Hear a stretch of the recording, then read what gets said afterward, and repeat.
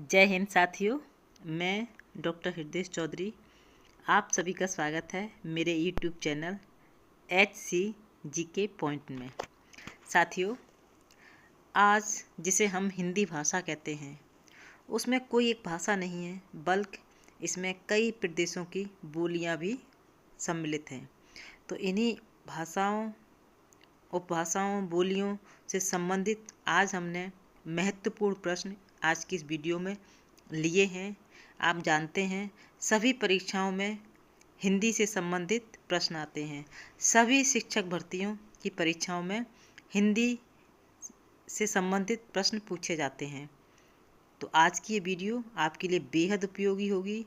पूरी वीडियो बिना स्किप किए देखिए और बिना किसी देरी के वीडियो शुरू करते हैं और चलते हैं हमेशा की तरह सवालों की दुनिया में। और आपका पहला प्रश्न आपके सामने है, पाली भाषा का अन्य एक नाम क्या है? पाली भाषा का एक अन्य नाम क्या है? ऑप्शन है अपभ्रंश, प्राकृत, मागधी और ब्राह्मण।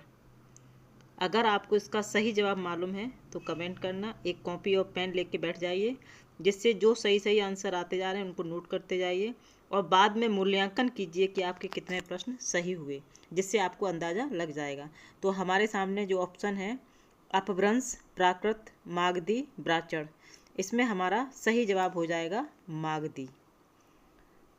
पाली भाषा का अन्य एक नाम है मागधी।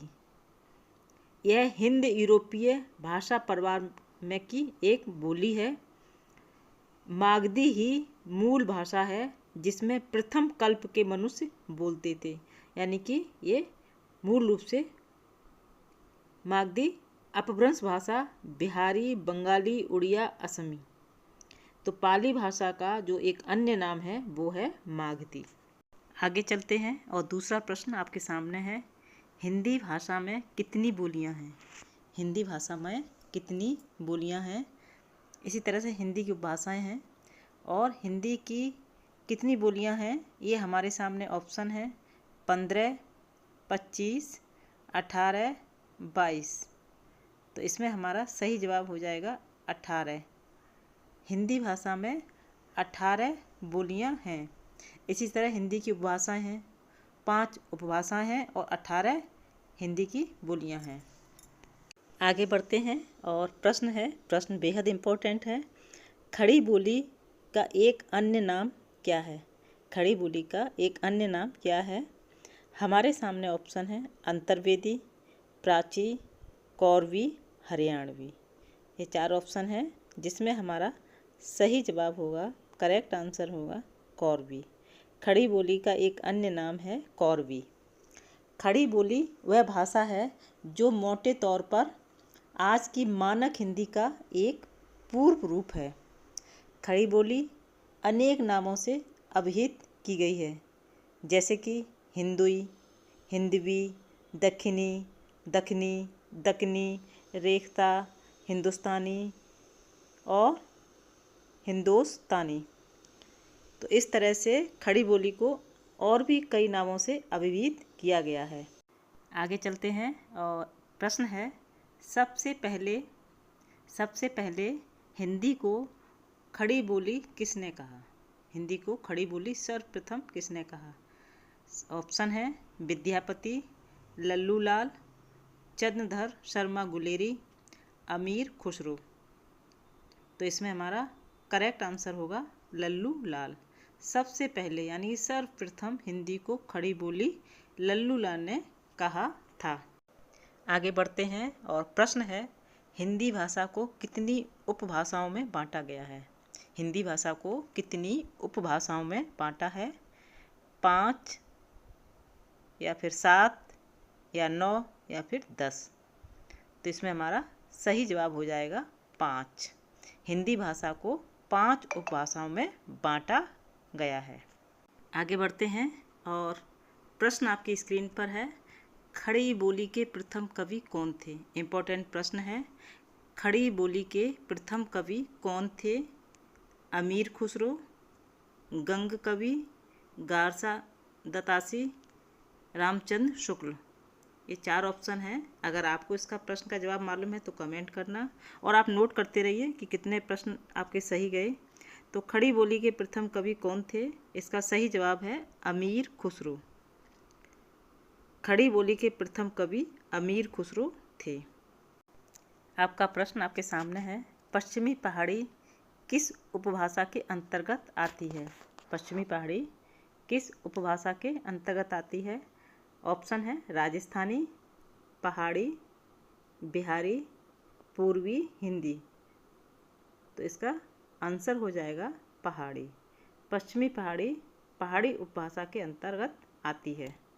आगे बढ़ते हैं और प्रश्न आपके सामने है, निम्नलिखित में से कौन मध्यकालीन भारतीय आर्य भाषा है?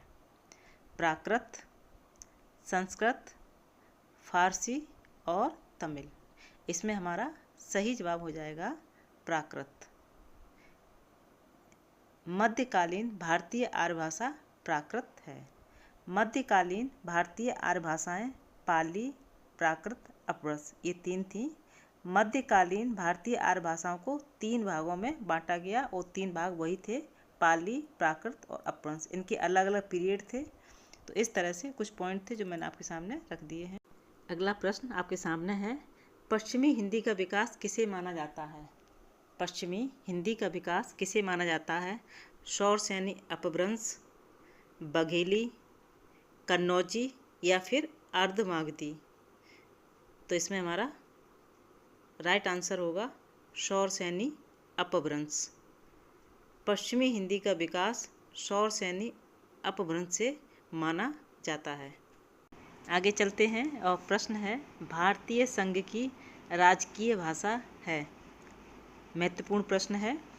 भारतीय संघ की राजकीय भाषा है देवनागरी लिपि में हिंदी, हिंदी और अंग्रेजी, या फिर अंग्रेजी या हिंदी, अंग्रेजी और उर्दू। तो इसमें सही जवाब हो जाएगा देवनागरी लिपि में हिंदी। भारतीय संघ की राजकीय भाषा देवनागरी लिपि में हिंदी। संघ की राजभाषा हिंदी और लिपि देवनागरी है। सवाल आपके सामने है, निम्न में से कौन सी भारत की राजभाषा नहीं है? हिंदी, कोंकणी, कन्नड़ और मिज़ो। ये 4 ऑप्शन है जिसमें हमारा राइट आंसर होगा वो होगा मिज़ो। मिज़ो भारत की राजभाषा नहीं है। 14 सितंबर सन 1949 को हिंदी को भारत की राजभाषा स्वीकारा गया। हमें उम्मीद है कि आपको वीडियो ज़रूर पसंद आई होगी। वीडियो को लाइक भी करें, शेयर भी करें और चैनल को सब्सक्राइब भी कर लें। आज की इस वीडियो में हमने बहुत सारे प्रश्न लिए हैं जो आपकी परीक्षाओं में आने की संभावना है। जितने भी टीचर्स की भर्ती होती हैं उनमें हिंदी से संबंधित प्रश्न अवश्य पूछे जाते हैं, और इसकी भी आज की इस वीडियो में हिंदी की उपभाषाएं और बोलियों से संबंधित प्रश्न लिए थे। वो सभी बहुत इम्पोर्टेंट हैं। उम्मीद करते हैं आपने पूरी वीडियो बिना स्किप किए देखी होगी। इसी के साथ फिर मिलते हैं। जय हिंद, जय भारत।